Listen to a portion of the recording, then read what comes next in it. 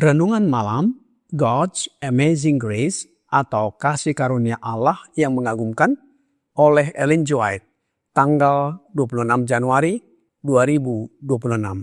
Mari kita berdoa. Bapa kami yang di sorga, Allah pencipta langit dan bumi, laut beserta segala isinya. Satu-satunya Allah yang benar, yang kami sembah selalu melalui anak-Mu Yesus Kristus. Kami bersyukur dan berterima kasih oleh sebab penyertaan dan perlindungan Bapa sepanjang hari dalam seluruh aktivitas dan pekerjaan kami. Pada malam ini, kami akan mendengarkan firman-Mu. Mohon karuniakan Roh Yesus Kristus dalam hati kami, menuntun dan mengajari kami agar dapat mengerti dan menghidupkan setiap firman yang kami pelajari dan dengarkan. Besertalah dengan kami sepanjang malam ini, ya Bapa. Kami persembahkan doa ini di dalam nama Yesus yang adalah Tuhan dan Juru Selamat kami. Amin. Renungan malam ini akan dibacakan oleh Bapak John Pratama. Kepada Bapak John, kami persilahkan. Selamat malam untuk kita semua. Renungan malam pada hari ini dengan judul Sebuah Ketopong untuk Perlindungan. Tanggal 26 Januari 2026. Ayatnya terdapat di dalam Efesus 6 ayat 17. Dan terimalah ketopong keselamatan. Allah memerintahkan kita untuk memenuhi pikiran dengan hal-hal yang besar dan murni.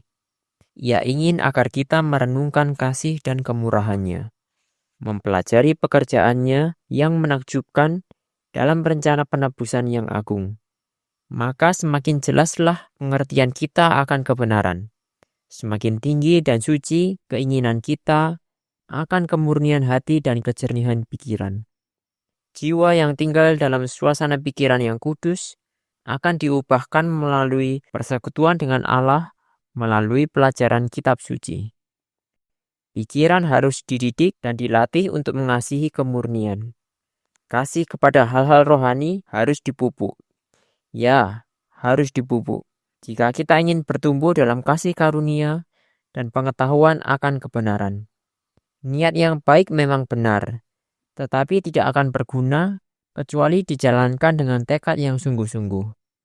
Banyak orang akan binasa, sementara mereka berharap dan ingin menjadi orang Kristen, tetapi karena tidak berusaha dengan sungguh-sungguh, mereka akan ditimbang dan didapati ringan.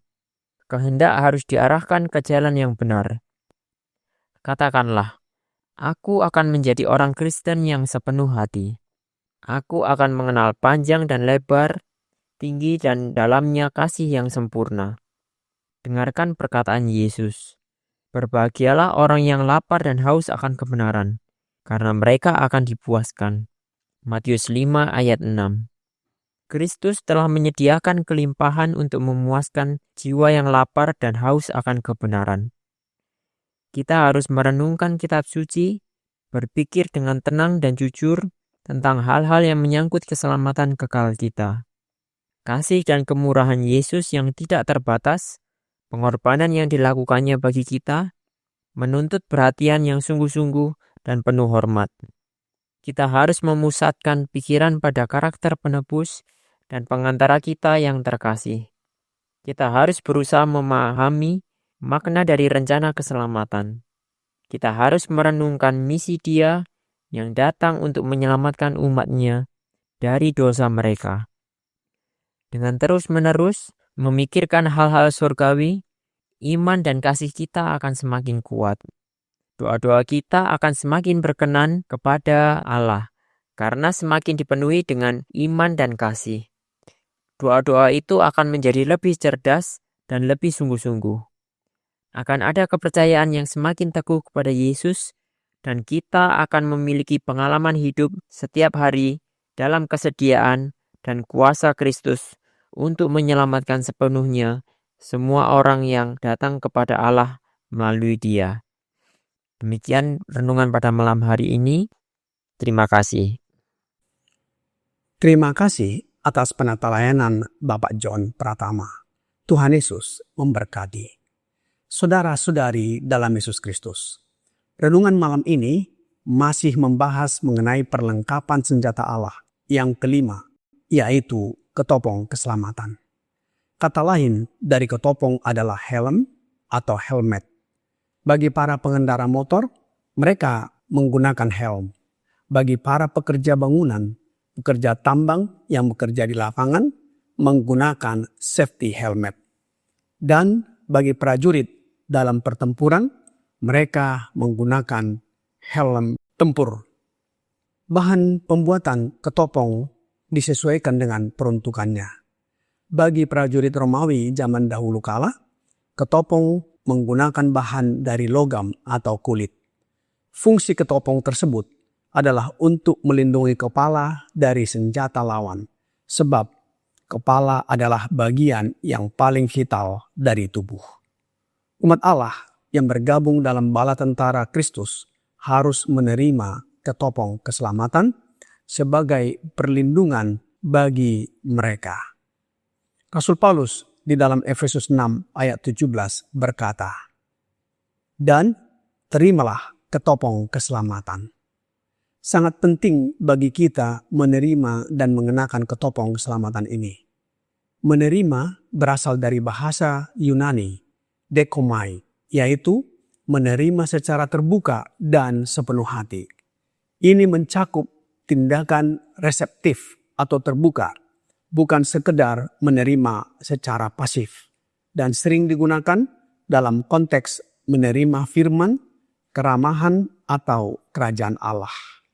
Keselamatan dalam bahasa Yunani disebut soterion, berarti penyelamatan atau pembebasan, yang merujuk pada tindakan Allah memberikan keselamatan, pemeliharaan, atau perlindungan dari bahaya dan kehancuran. Jadi, kita menerima ketopong dengan terbuka dan sepenuh hati ketika Allah memberikannya kepada kita. Ketopong tersebut sebagai metafora atau kiasan dari keselamatan.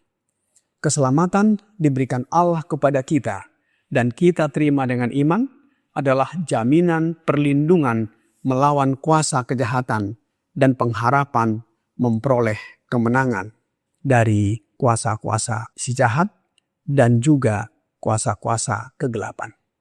Karenanya, Rasul Paulus di dalam Efesus 2 ayat 8 menyatakan, "Sebab karena kasih karunia kamu diselamatkan oleh iman, itu bukan hasil usahamu, tetapi pemberian Allah." Apa arti keselamatan yang diberikan Allah kepada kita?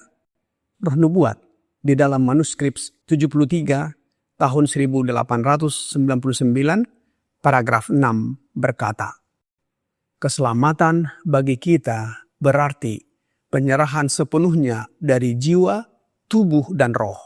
Karena unsur-unsur dalam sifat kita yang sulit dikendalikan, nafsu kita seringkali menguasai diri. Satu-satunya harapan bagi orang berdosa adalah berhenti berbuat dosa. Maka kehendaknya akan selaras dengan kehendak Kristus. Jiwanya akan dibawa ke dalam persekutuan dengan Allah. Mereka yang bergabung dalam bala tentara Kristus harus tunduk pada otoritasnya dan menuruti kehendaknya dalam segala hal. Ketaatan mutlak adalah syarat keselamatan kita.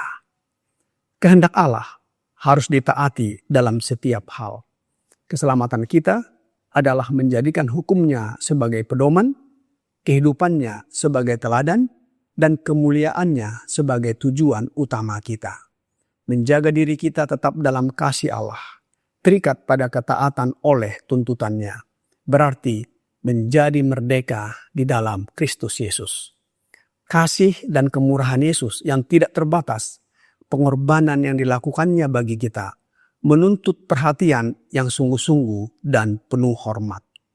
Dalam renungan malam ini, God's Amazing Grace, halaman 34, paragraf 4, berkata, dengan terus-menerus memikirkan hal-hal surgawi, iman dan kasih kita akan semakin kuat. Doa-doa kita akan semakin berkenan kepada Allah, karena semakin dipenuhi dengan iman dan kasih. Doa-doa itu akan menjadi lebih cerdas dan lebih sungguh-sungguh. Akan ada kepercayaan yang semakin teguh kepada Yesus. Dan kita akan memiliki pengalaman hidup setiap hari dalam kesediaan dan kuasa Kristus untuk menyelamatkan sepenuhnya semua orang yang datang kepada Allah melalui Dia. Kita menghadapi perlawanan dari manusia, tetapi ada seseorang di balik perlawanan itu. Dialah penguasa kegelapan dengan malaikat-malaikat jahatnya yang senantiasa bekerja. Dan kita semua harus menyadari bahwa peperangan kita adalah melawan pemerintah-pemerintah, melawan penguasa-penguasa, melawan penghulu-penghulu dunia yang gelap ini. Pikiran kita diserahkan kepada kendali Allah atau kepada kuasa kegelapan.